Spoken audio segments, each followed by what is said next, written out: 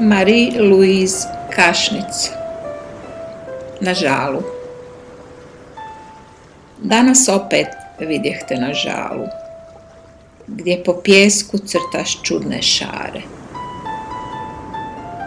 Stigne pjena nošena na valu, pa se od nje svi crteži kvare.